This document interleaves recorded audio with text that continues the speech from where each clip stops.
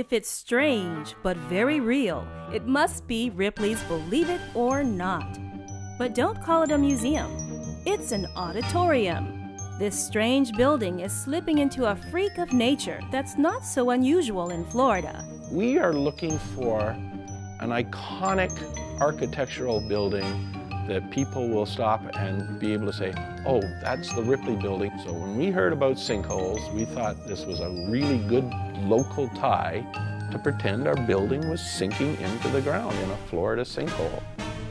Expect to be amazed and surprised by what you'll discover in over 10,000 square feet of exhibits. Did you ever see a pool table where the balls roll uphill?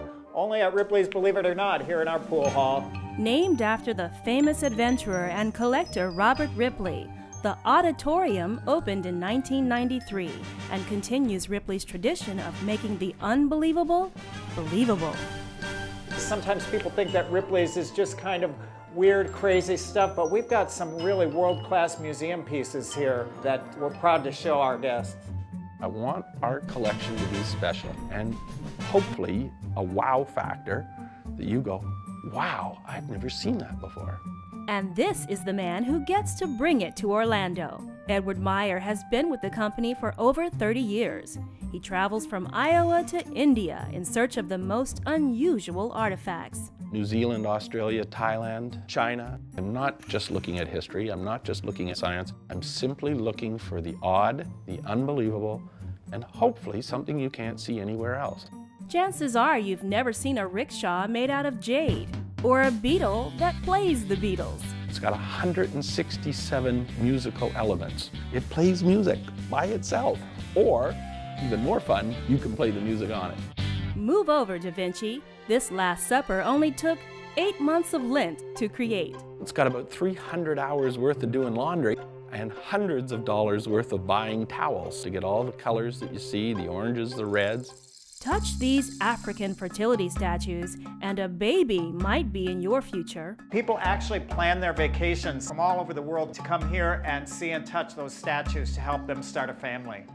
We've even had people fax their handprints, asking us to rub the handprints on the statue, fax them back or mail them back to them. We're happy to do that for people, believe it or not.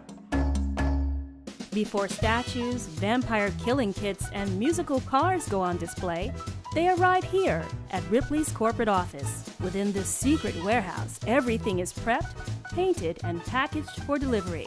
Ripley's entire operation is based in Orlando.